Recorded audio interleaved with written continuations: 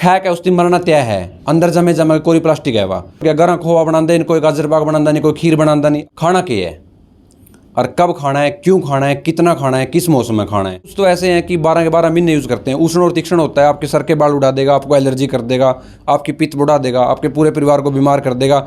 और लेकिन आपको कोई डॉक्टर ये नहीं बता पाएगा कि आप बीमार क्यों हो। आपको दवाइयाँ दे देंगे बस। उनको ये तो नहीं पता कि आप 12 के 12 महीने सरसों का तिल का तड़का लगा रहे हो। ये मौसम के हिसाब से तड़का लगाना होता है इनका। बलवर्धक है, वीर्यवर्धक है, आपकी नपुंसकता का नाश करता है। सुबह और शाम आप उसके साथ इसका दूध के साथ सेवन कर सकते हो। और संप्राप्ति में जो बुखार होते हैं वो भी अलग रह जाते हैं। वैसे तो कई प्रकार के बुखार बताए गए हैं आयुर्वेद में, लेकिन मैं वात पित्त कफ के अनुसार आपको बताता हूँ ऋतु के अनुसार कि कब कौन सा बुखार होता है। नमस्कार साथियों, कैथल में एक ऐसी दुकान पे पहुंचे हैं जिसने अपनी नस्ल फसल और ज़मीन को बचाने के लिए, जड़ों को बचाने के लिए काम किया है। भाई राजू दीक्षित के बहुत बड़े फैन हैं और उन्होंने उन सभी चीज़ों को इकट्ठा किया जो गांव में कभी नॉर्मल होती थी लेकिन आजकल ढूंढने से भी नहीं मिलती। जी हाँ, कि जो हमारी देसी खेती हो कर दी, ऑर्गेनिक उत्पादन हो कर दा, वो ऑर्गेनिक उत्पादन आज कड़ी कड़ी मिला, कोई भाई कर रहा है। और उन सब चीज़ों को इकट्ठा करके एक जगह से आप कहाँ से खरीद सकते हैं, वो ये सेंटर है। क्या कुछ चीज़ें हैं इनके पास, मैंने खुद देखी। इतनी बढ़िया चीज़ भाई इकट्ठा कर रहा है कि आजकल कड़ी कड़ी कराएं, लेकिन वो सारी चीज़ें एक जगह पर जो आदमी खरीदना चाहे। आज स्वास्थ्य की बहुत बड़ी समस्या आएगी है अच्छा खान पान को लेकर। तो अच्छा खान पान किस तरह से हम सुधार सकते हैं और कहाँ से खरीद सकते हैं अच्छी चीज़ें, तो आइए भाई तक मिलवाएंगे। सिल्लू भाई ये बताइए कि ये जो देसी चीज़ है कदे जमाने में गाँव में नॉर्मल हो कर दी, अब नॉर्मल होगी क्योंकि ये चीज़ पांदी को नहीं कड़ी पावा। कोई देसी खेती करे, देसी ऑर्गेनिक खेती करे, ऑर्गेनिक उत्पादन करे, तो कड़े तो जाओ ऊपर ये काम शुरू करे आप। ग्रामीण भूमि देखने वालों को सभी को आराध्या आयुर्वेद फार्मेसी की तरफ से दिवाली की शुभकामनाएं। वीरेंद्र भाई आपने स्टार्ट कर रखी है 10 साल तक। 10 साल तक ये चीज़ स्टार्ट कर रखी है क्योंकि थोड़ी सी शारीरिक प्रॉब्लम होने के बाद भाई देखिए भाई कौन सी चीज़ सही है कौन सी नहीं। तो राजीव भाई थे प्रेरित हो गए स्टार्टिंग में, तो मैं नुस्खे अपनाए। नुस्खे अपनाने के बाद फिर एक साथी ने बताया कि आप अष्टांग हृदय पढ़ सको हो, उसमें तय आप किसी भी प्रकार का शारीरिक ज्ञान ले सको हो। तो अष्टांग हृदय पढ़ना शुरू किया है। उसके बाद फिर अष्टांग हृदय पढ़ना शुरू किया तो उसमें आया कि खाना क्या है और कब खाना है, क्यों खाना है, कितना खाना है, किस मौसम में खाना है। तो उसके हिसाब से ही ये सारी चीज़ें हमने कुछ बनानी शुरू करी। कुछ तेरे जैसे साथी जो किसान नहीं कर रहे हैं और जो मार्केट में नहीं बेच रहे, लोकल दे रहे हैं, स्वास्थ्य की हमारे नस्ल और फसल की रक्षा करना चाहते हैं, उन पे से हमने खरीदना स्टार्ट किया। तो जैसे हमने खांड है, ये गाजियाबाद से आती है, ऑर्गेनिक गन्ना की है। ऑर्गेनिक गन्ना की जैविक खांड है, बिल्कुल शुद्ध। अच्छा, तो हमने पत्ती है, जैसे चाय पत्ती है, काढ़ा के रूप में हमने खुद तैयार करी है पत्ती। इसमें 5 ठंडी चीज़ें हैं और 5 गर्म चीज़ें हैं औषधि। तो 10 चीज़ों से निर्मित है, 5 ठंडी और 5 गर्म। आप गर्मी का मौसम में भी यूज़ कर सकें और सर्दी का मौसम में भी यूज़ कर सका। चाय की जगह जो चाय की लत लग रही है लोगों को वो छूट जाएगी। जैसे चाय से एसिडिटी होती है या त्वचा के रोग होते हैं या कोई और प्रॉब्लम होती है, सिर दर्द होता है, पित्त बढ़ जाता है, तो ये सारी चीज़ों का नाश करेगी। जैसे हमारे पास जंगली शहद है, आंवले का मुरब्बा है, मूंगफली का तेल है, कच्ची घानी का, नारियल का तेल है, सरसों का तेल है, तिल का तेल है, सारे कच्ची घानी के हैं। ऑर्गेनिक चावल अपने खुद के उगाए हुए, जैसे बादाम पाक है और मूसली पाक है। और मार्केट में जो दूध लोग यूज़ कर रहे हैं, जैसे दमा की सांस की प्रॉब्लम होती है, उससे ऑक्सीजन की कमी होती है, ऑक्सीजन लेवल लो हो जाता है। जैसे और पंचगव्य की धूप है, ये आप यूज़ कर सकते हो। अगर मैं दुकान पे कहीं पे भी पंचगव्य की बनाए, ये जैसे गाय के गोबर, मूत्र और काफ़ी औषधियों से निर्मित है। शुद्ध गाय का घी भी इसमें उपलब्ध है, काफ़ी चीज़ों से बनती है ये। और पंचगव्य की साबुन है, जैसे पंचगव्य की साबुन है गाय के दूध की मलाई है जिससे बनती है ये नीम की साबुन है, जैसे ये नीम की साबुन है। ये भृंगराज केश तेल है। ये उपटन साबुन है, जैसे ये हमारे द्वारा तैयार किया गया तेल है। जो SMS सफेद बाल है, जिसके 2 मुँह बाल हैं, जिसके या बाल उड़ने लग रहे हैं या बहुत ज़्यादा डेंड्रफ है, सर में डेंड्रफ गए को नहीं कह रहे हैं कि 2 साल तक 5 साल तक, या कहीं एलोपैथी दवाई ली, क्रीम पाउडर वगैरह लगाया, तो उस पर भी इसका सिर्फ 5 दिन में रिजल्ट है। अगर 5 दिन आप 6 दिन लगाओगे तो खुद बोलोगे भाई डेंड्रफ खत्म हो गया, बाल झड़ने खत्म बंद हो गए। तो ये हमने 14 चीज़ों से तैयार होता है, 14 औषधि डालते हैं हम इसके अंदर। हम किसी को अगर पूछना चाहता है कोई बता भी देते हैं भाई मैं क्या क्या औषधि डालते हो, भाई 14 की 14 औषधि आपको बता देंगे, उसकी क्वांटिटी बता देंगे, आप खुद तैयार कर लो। वैसे पत्ती है, पत्ती हम बताते हैं कि 10 चीज़ें क्या डालते हैं, कितनी कितनी क्वांटिटी में डालते हैं, और आप खुद घर तैयार कर लो।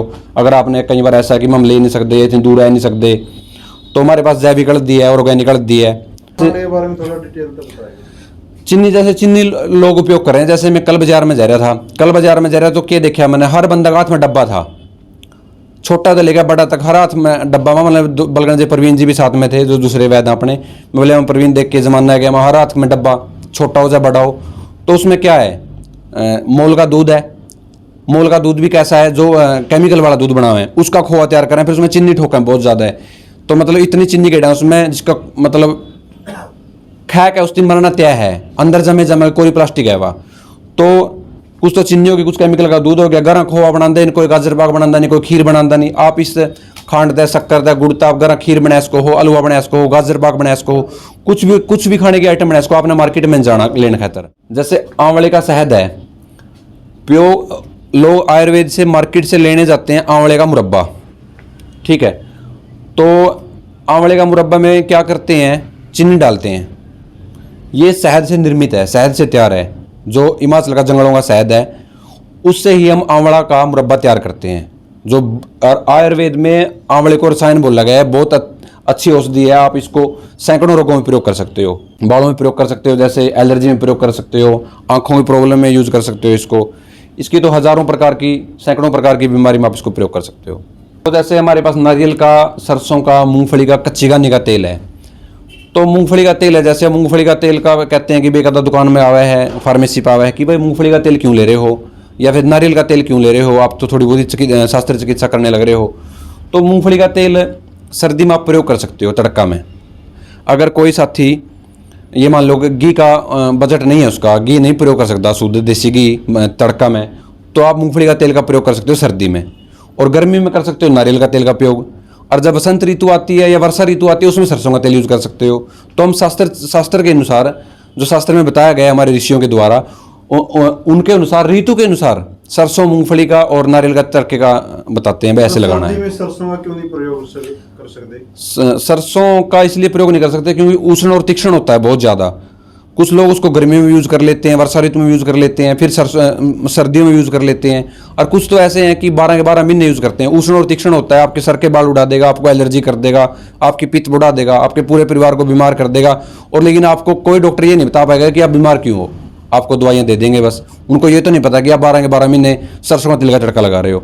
ये मौसम के हिसाब से तड़का लगाना होता है इनका। जैसे बादाम पाक है, बादाम पाक आपके मस्तिष्क और हृदय के लिए, छोटे बच्चों को दे सकते हो सर्दी में, बड़े बुजुर्गों को दे सकते हो। वैसे तो कोई भी इसका प्रयोग कर सकता है, लेकिन बच्चों और बूढ़ों के लिए आप बिल्कुल बढ़िया औषधि है। इनमें काफ़ी चीज़ों से निर्मित है, जैसे शुद्ध देसी गाय का घी है इसमें, और उसके साथ जैविक खांड है, जो हमारे पास है खांड, वो इसमें वही डालते हैं इसमें।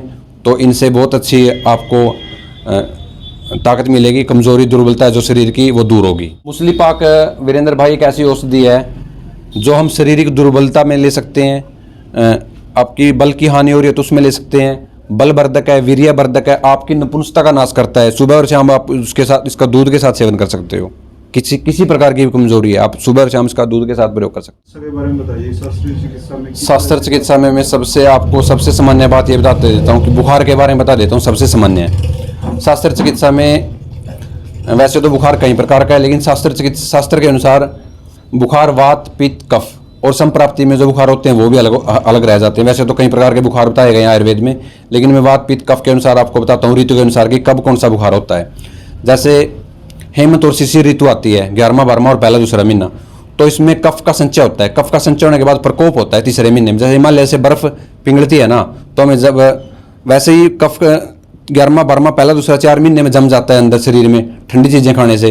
फिर वो तीसरा चौथा महीने में जब गर्मी आती है तब निकलता है। वैसे जैसे बर्फ पड़ती है हिमालय पर, गर्मी आने पर वो पिघलती है, ठीक है। जैसे वात का बुखार आता है, ये कफ का बुखार था, मैंने बताया था। जैसे वात का बुखार है, वात का बुखार जैसे हम गर्म चीज़ें खाएंगे तब होगा हमें गर्मी में, और वो जब वर्षा ऋतु आएगी वात इकट्ठा हो जाएगा, संचय हो जाएगा वात का ग्रीष्म ऋतु में, और जब वर्षा ऋतु आएगी तो उसका प्रकोप होगा, फिर बुखार आएगा आपको, अकड़न चकड़न वाला पेन, ज्वाइंट पेन होंगे पूरे शरीर में।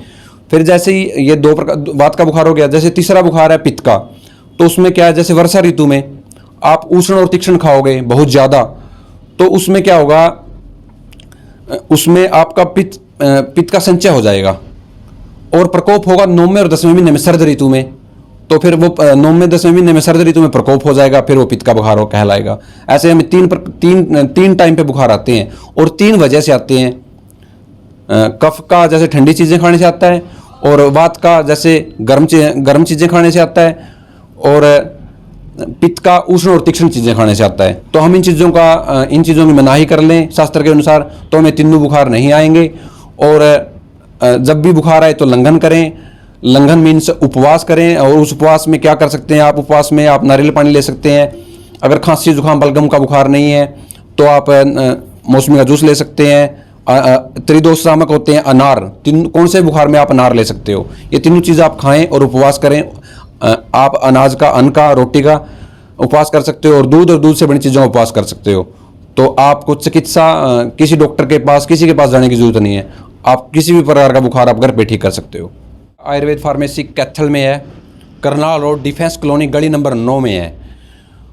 तो आप ये जो असामान्य चीज़ें हैं जो मैंने आपको बताई, रसोई का जो जहर मुक्त घरेलू सामान, ये असामान्य चीज़ें जो आपको मैंने बताई हैं, इनको आप डिटेल में आकर फार्मेसी पर आकर भी समझ सकते हो, डिटेल में शास्त्र चिकित्सा के बारे में भी समझ सकते हो, और इन चीज़ों का उपयोग कैसे कैसे और कब करें और क्यों ना करें, और मुझे क्या बीमारी है और मेरी बीमारी कब ठीक हो रही है, या फिर क्यों नहीं ठीक हो रही, या मेरी बॉडी प्रोफाइल सही आ रही है, मेरा अल्ट्रासाउंड सही आ रहा है, या मैंने सारे टेस्ट करवा के देख लिए दिल्ली, मुंबई, गुड़गांव, हर जगह, लेकिन मेरी फिर भी बीमारी है, मैं फिर भी बीमार हूँ और मेरी बीमारी पकड़ी नहीं जा रही।